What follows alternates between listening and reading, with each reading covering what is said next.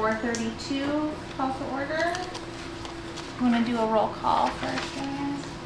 Sure. Linda Bushbaum. Here. Catherine Cox. Here. Callie Cordova. Here. Michael Belfry. Here.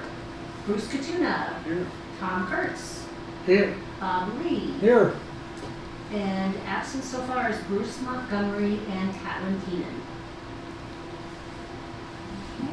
Do we have any public to be heard? Looks like no. And then, has everyone had a chance to look at the minutes from April 16th? Do anyone see anything that needs to be corrected or amended?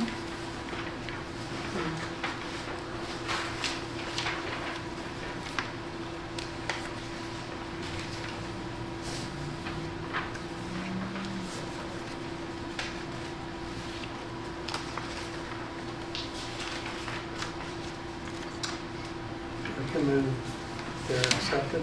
Tom moves to approve the minutes. Is there a second? Michael, all in favor? Aye.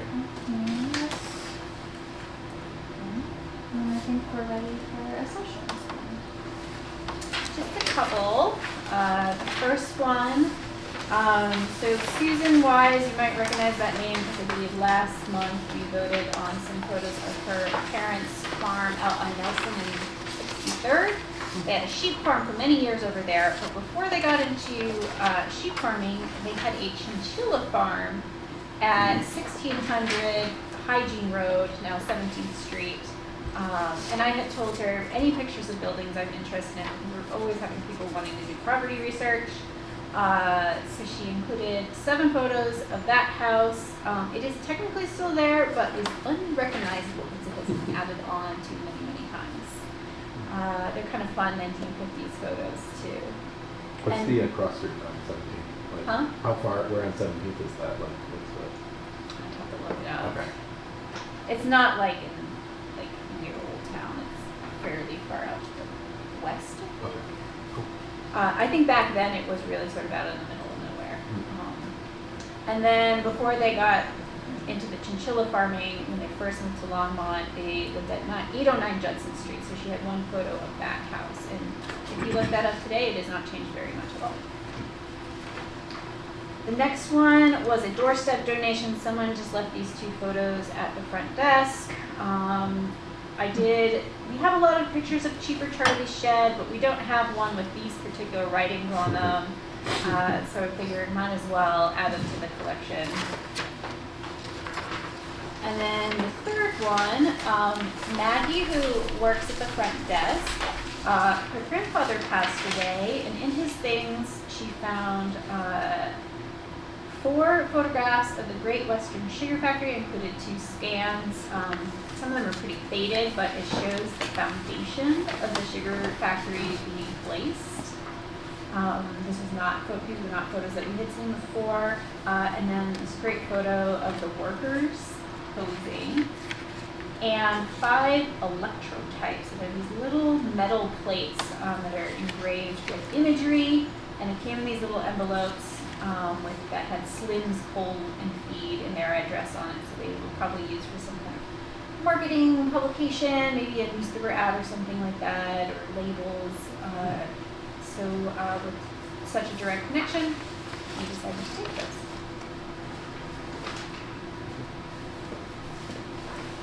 I looked up on Google Maps. It's 17th and Francis. Okay. For the most part, not as far west. But that in the 50s still would have been pretty rural. Oh, right? totally rural. That was rural until 62. When FAA was built. That was featured in the news recently. Oh, yeah. Do you know who Ron is? Does Ron keep on rocking me on the shit? What was it? Ron, keep on rocking. Oh, yeah. We can put it out there to the internet and see if someone will admit to being Ron or being the one who painted Ron. See Jim Hansen behind it. Yeah. Yeah, it'd be interesting to try to like sequence the photos based on, you know, if you can see Jim Henson's before Ron. Well, yeah, it's got Jim Hansen right And yeah, it shows how much this building changed because we compared it to the other photos we have in the collection. It's like totally different from Yeah. 1980. Then 18 years before that, someone got married.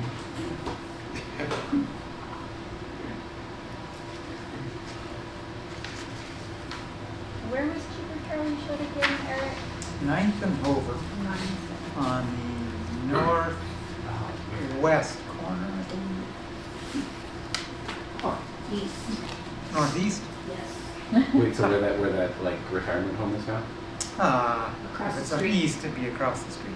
Oh, okay. And there's a subdivision. So southeast corner of that. So there's Sorry, anymore, oh, there's sorry, subdivisions sorry, on actually, no. like 3 of the 4 corners. Okay.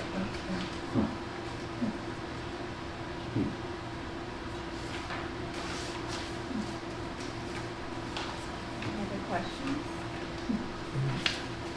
No. I'll move to approve the accessions. All in favor? Unanimous? I'm sorry, who was the second? Bruce, could you? Thank you.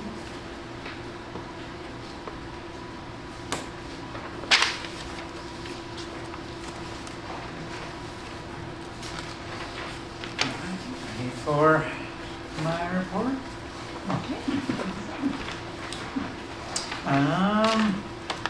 So a lot has happened on museum expansion in the last month. I think at the last meeting, I kind of talked about how we were working through some things. We've been able to work through those. So we got the bid back from construction companies in March, and the low bid was pretty much right exactly what we had available. We had also had some options for some add-ons, some alternates in construction terms. And one of them that seemed very appealing was to add almost 1,000 square feet onto our new gallery. The cost for that was about a little under $200,000. And that was something I thought might be appealing to the Stewart Family Foundation. So called them up and said, you know, we've got this opportunity, you know, we've got the bids in, we think we can build the base building, but, you know, for $200,000, we would get 1,000 more square feet of gallery, which would be a pretty significant addition to what we were trying to do. And, you know, they saw the logic in that and agreed to contribute. It was basically $190,000 from the Stewart Family Foundation and $12,000 from Jim Newcomb, the chief trustee of the foundation. So, you know, things were looking really good. We were excited. And then, as you recall, the tariff conversations started to really heat up right around then. And city leadership became very concerned that we needed to set aside significantly more contingency than we had previously. The construction bids had included 15% contingency based on the advice of our architects and our construction managers. They had said, you know, for adding on to an existing building, we feel like a 15% contingency is adequate. But the tariffs, city leadership felt we needed to add 10% more on top of that, which would be, that would have been about $600,000. We really felt like we've kind of tapped out every source we can think of at this point. But ironically, we had a meeting scheduled with the Stewart Family Foundation to discuss naming rights, because we had committed to having them name the Children's Gallery.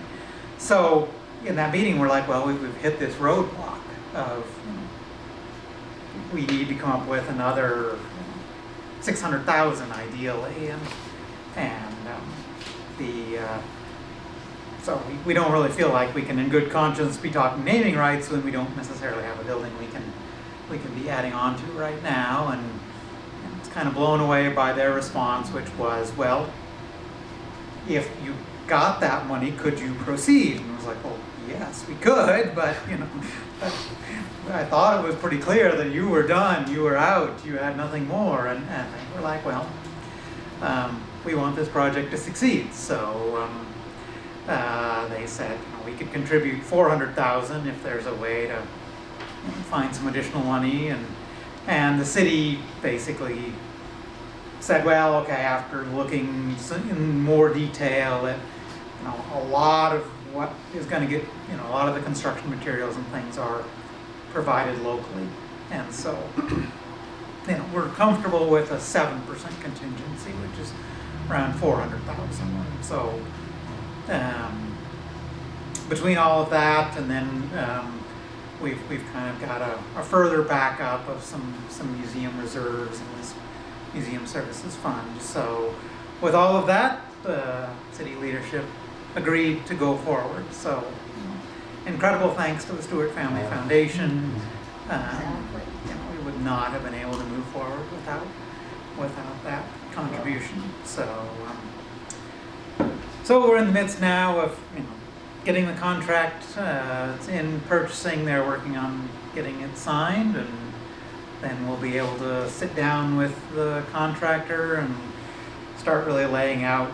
They've, I'm sure, got timelines, and we'll be able to be sharing those timelines. But we are still working through the City Design Review Committee. That piece, the architects submitted last week.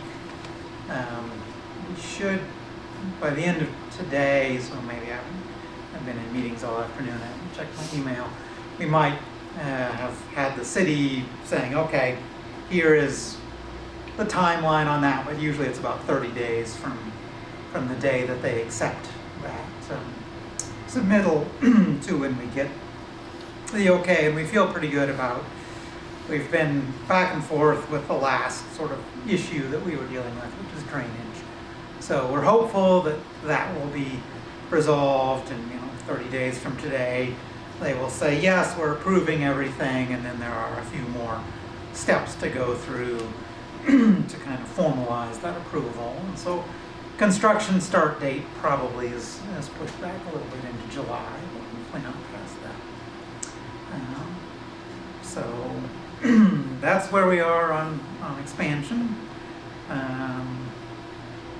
Under exhibitions, they're continuing to work on the development of the children's gallery. The exhibit in that gallery we're calling the Dream Lab, kind of talking about how it's the idea of children's dreams and imaginations. And so I can see some of the things that they're working on. There's lots of things going on there. So are you going to close down the current exhibits a little later now? Or We've decided, so we extended the Picasso exhibit by 3 weeks when we knew we were, but we're seeing already, even with the extension, it's really hard to get the word out that time. So we've seen a drop off in our attendance this week now that we can get out the word. It's the last week, so we're seeing it pick back up. But we will be closing everything down next week, and that gives us a chance to get everything cleared out and really be out of the way of any construction, hopefully. So yeah, this Sunday will be the last day for both Picasso and from yeah. I might have to tell someone. But Yeah. So they can do their water work before. If you have come by in the last few weeks, we've had either the talk backboard, which used to be Cheaper Charlie's shed in the Front Range Rising, or we've had volunteers asking folks, and I think the most universal response is the water table cannot go. So when we reopen, once we get the history exhibit up and running, which will be a little bit later, probably December before that one opens up. But I can say, I think we're pretty certain we'll have a water table of one sort or another. Okay, it won't be That gone exhibit. forever. It won't be gone won't forever, be but, guilty of having never let them say goodbye. yeah.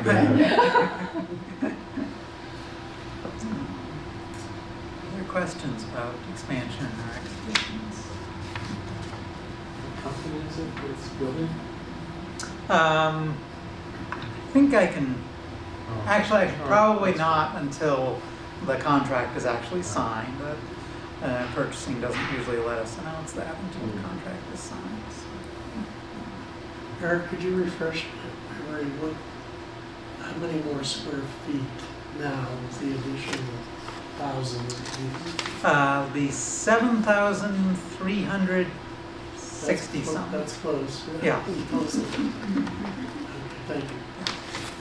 And then the $590,000 is the extra 400,000 they're chipping in, and then are they also funding the extra 1,000 feet? Yeah, Okay. yeah, they had said that was something they wanted to do. In fact, we sort of broached, well, could you maybe put this toward, instead of salving the project, and they were like, you need a bigger gallery, you should do the whole thing, so, yeah.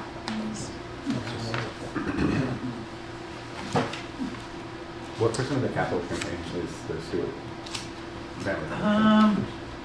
About It'd be like totally wrong. 60-some% of it. Okay. So, yeah, incredibly fortunate. And also it's great that we've got, another significant additional contributions from the community, and we're not, closing out the campaign. We're going to continue raising funds for exhibitions, at least through the Sunset Soiree in September. Do we have a date for the sunset? September 5th, that's a Friday. Weekend after Labor Day. Yeah. And it's on a Friday this year. Yeah. The big Rhythm at Roosevelt City Festival got moved to September 6th for weather and other reasons, and having two big city events on the same day seemed a little not the best idea, so we moved our soiree to Friday night. All right. We will move on to collections. If you have anything you want to highlight in the collections report? Well, Eric and I attended the Colorado-Wyoming Association of Museum Conference up in Greeley, which was great. I gave 3 presentations and got to mingle with a lot of local museums in the area. I also went to my first ever Society of Rocky Mountain Archivists conference. Apparently it was the most well-attended conference in years. And learned a little bit about emergency planning. And our internship was a big switch with interns and volunteers, so there's a lot going on. And we will be taking down everything from Picasso and Front Range Rising, which is a big project. So Eileen and I are working on that, and we'll be bringing all the objects that are on view in Front Range Rising right now over to the MCC. Elizabeth, did you say emergency planning? Yes, What we're kind of working emergencies we're working on updating our emergency planning document, which is a few years out of date now.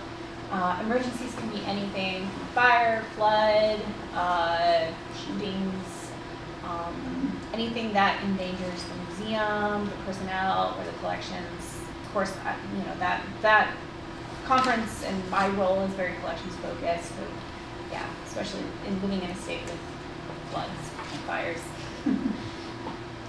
So yeah, making sure that we're all on the same page and know what to do in case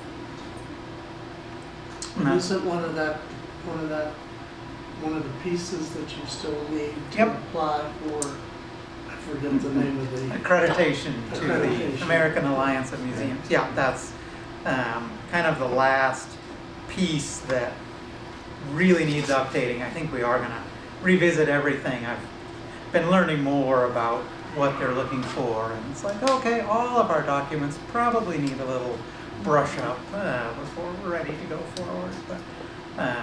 But the emergency plan is significantly outdated, and so that's been Elizabeth Beaudoin and then Elizabeth Myers, who's our operations manager, are kind of the two that are working on that one to get it updated.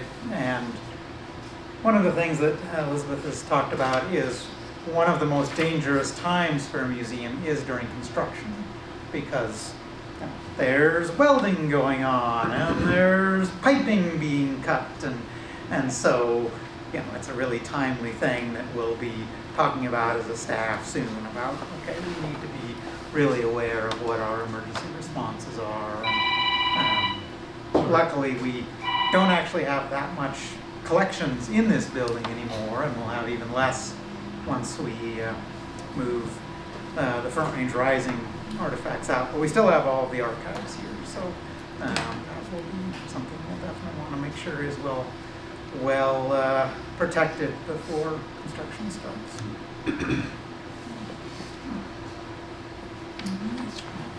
Moving on, education. Just note, our summer camps will start week after next, first week of June.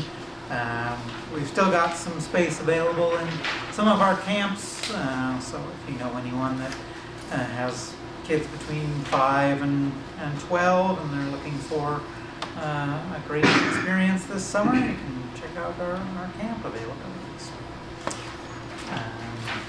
For art and public places, every year we change out some of the what they're called art on the move sculptures that are around town. This year, because we had some staffing transitions in art and public places, we decided to leave most of them in place, but we swapped around a few that were either needed some repair, and so it was better to replace them, or one that we had to deinstall because of a construction project. So it got reinstalled in another location. That's that butterfly within a butterfly that's now in Kensington Park.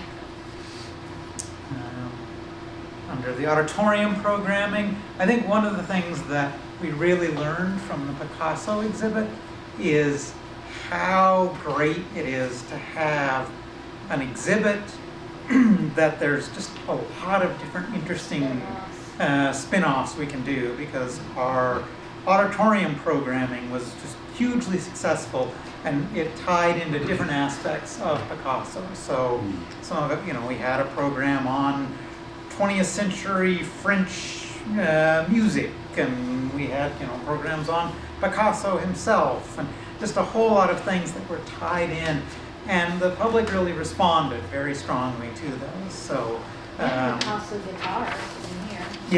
Yeah, and we did art sips related to Picasso. So just is a great lesson for us. We've done that in the past, but this one we really leaned into it really strongly, and the public responded very well. So you can see in the gallery attendance and ticket sales. In April we almost doubled our auditorium ticket sales compared to April of a year ago, and that was just people being excited about Picasso. Under development, I've already mentioned the Sunset Soiree, Friday, September 5th. Tickets will go on sale July 14th. And our biggest need right now is still, we're still looking for anybody that might be willing to sponsor wine. One of the things that we try to do is get donated alcohol. So it's usually pretty straightforward to get donated beer, because there's so many great breweries in Longmont. But Have you tried Wyatt's? Has your sponsorship person tried Wyatt's? they have, I think what we can't get a sponsorship from is from a distributor. It has to be directly from the winery. So in past years we've had folks just donate money directly, and that may be the direction we go again. So if someone is willing to, just donate funds for wine, that's another option as well.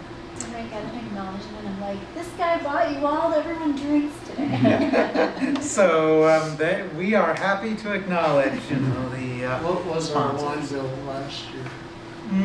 Just curious. Don't know, but I will find out and send that all to you.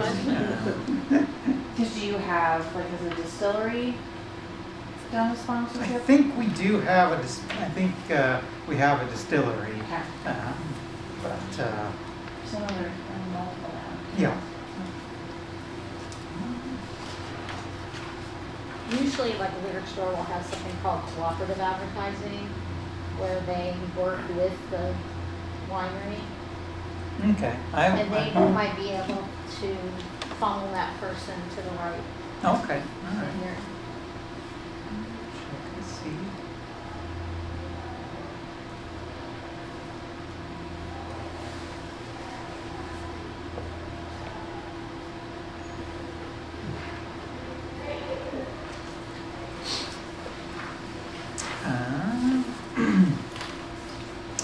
Visitor services, I already mentioned the success of Picasso and the auditorium programs generally.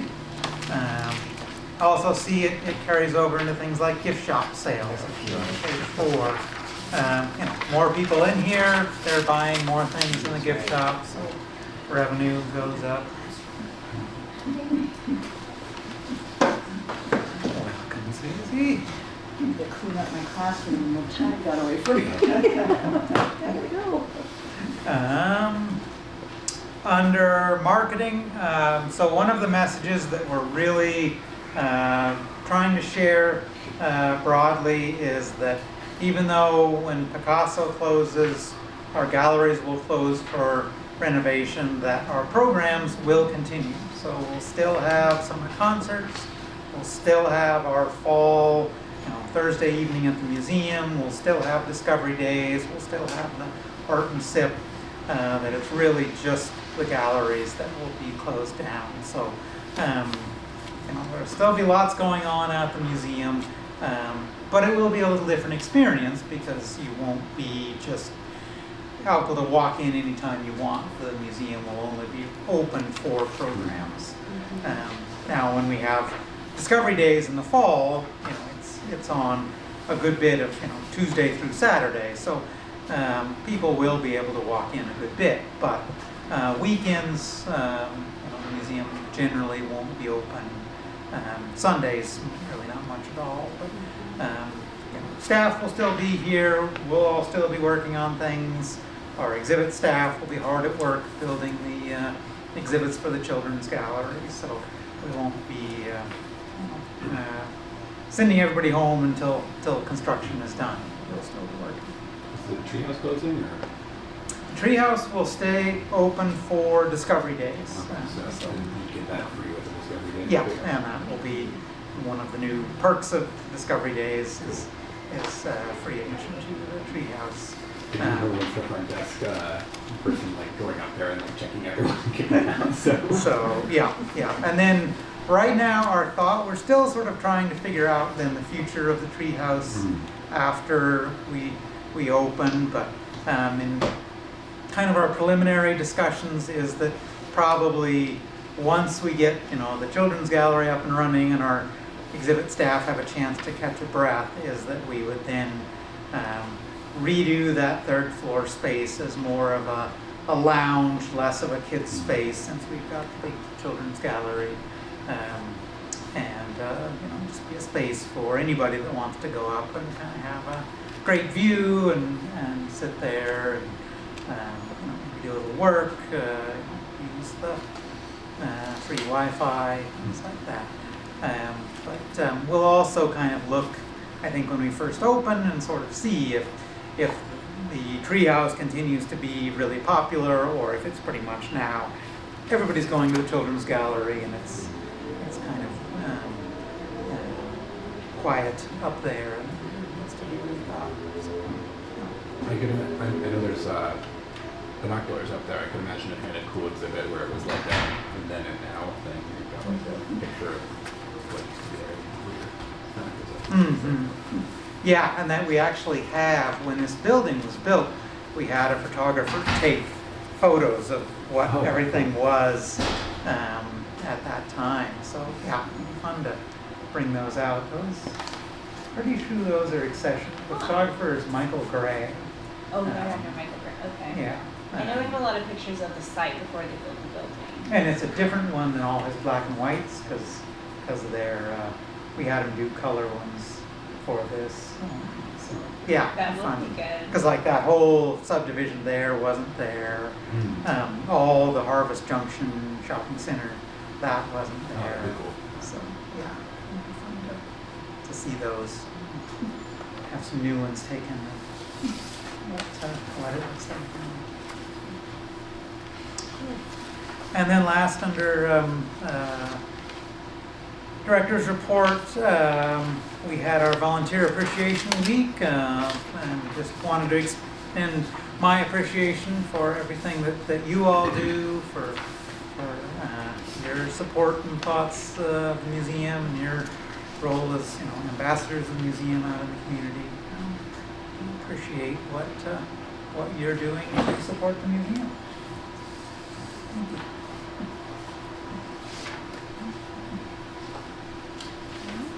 I do not have a report, but I think we are looking for a recommendation from the nominating committee. So usually in the past, when we've had nominating committee recommendations, we've asked the folks that are in the room who are have applied to step out, so we can have a discussion if needed. While they're willing to do that. Oh, yeah, take your water for sure.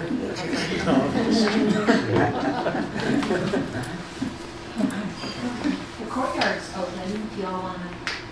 Yeah. Okay, yes, that shades up today. This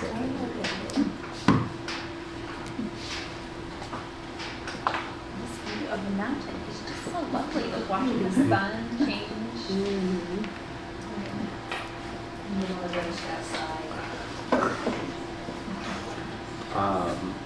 So Kat and I are on the nominating committee, and we reviewed, there are 3 positions available. There were 4 candidates, 2 of them are returning board members.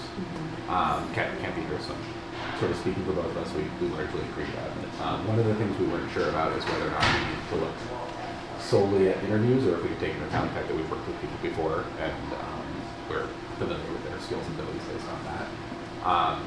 Ultimately, the 3 that we'd like to recommend are Sheila. She has actually been here recording for us, so she's very familiar with her, or worked through that. And then the 2 existing board members. And one of the things that influenced that decision, there was another candidate, Paul, who did have a lot of relevant experience. Nothing specifically with like advisory boards, but he has a lot of event planning experience and managing large budgets. I understand that previously Sheila had applied and was not selected, but Eric had a conversation with her and encouraged her to apply again in the future. And based on our nominations, that worked out well for her. So we'd like to do the same thing with Paul. Partially because that will allow us to continue to have talent for longer. Like if we went with Paul or some board members, for example, they'd be unlikely to return any year they went this late. So yeah, lots of good talent. But that was our ultimate recommendation. Happy to answer any questions if you want more detail to that. Be nice for she to be on. Yeah. Great. Yeah.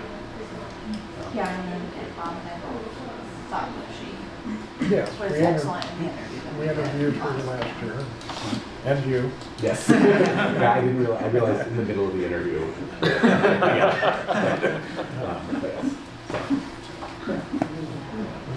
And thank you to Eric for willing to have a potentially difficult conversation. So appreciate that. Yeah, I mean it was a great conversation last year with Sheila, and I've met Paul before, and so hopefully he will respond similarly with just, I think yeah, he brings a lot. He actually has a lot of performing arts experience as well. So really interesting. He's actually run some pretty major performing arts centers. He's now retired, but still is involved in performing arts centers around the country. So, brings a skill set that we don't have, but we've got 3 great candidates, really 4 great candidates. So that's. Was he the one that attended our meeting maybe a couple, 2 He months was not. ago? No. Okay. I just remember there was somebody sitting in the back. Mhm. Yeah, that person did not ultimately apply. Do you want to recommend, you want to? So I think we need a motion from the Yeah, board. we need a motion, like, per candidate, what would be? Trying to remember. I would think we could do. Well, you're kind of presenting a slate, aren't Slate. I you? think we can do the slate. We can do the Okay. slate. So should I motion as the nomination? Okay. Sure. Cool. I motion that we nominate Catherine Cox, Linda Bushbaum, and Sheila Conway. Second from Tom, all in favor? That is unanimous, and is that enough of a quorum without? Yep, With I waivers? think we're good. Cool. Come back Thank you. again. Can we tell them how to do it? I mean, it's, It has to go Right, to. yeah, but City we- Council yeah. has the final authority on this.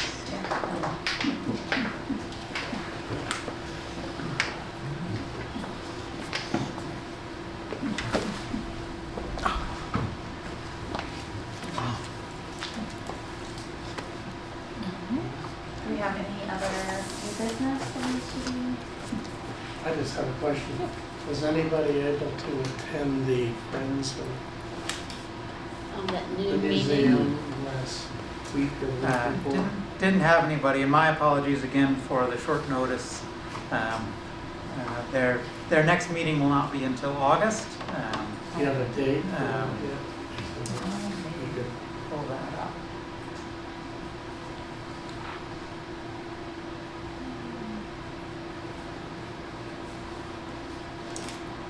August 7th at noon. That'll be a Thursday still. Yeah.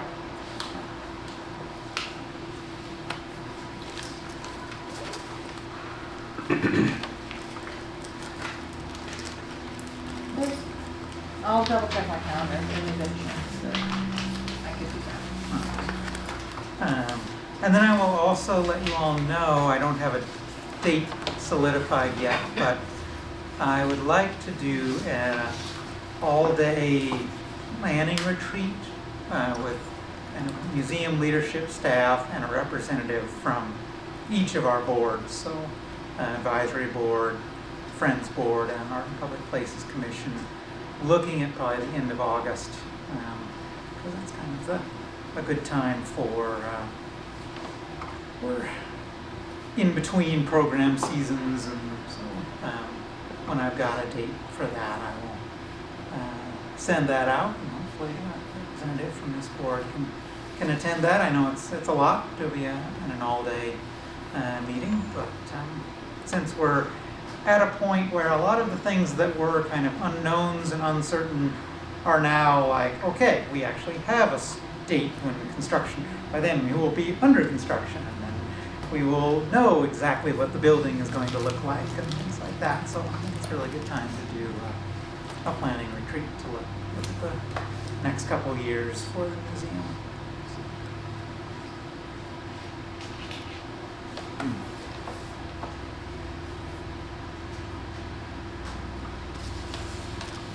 Do you have any other board questions, comments?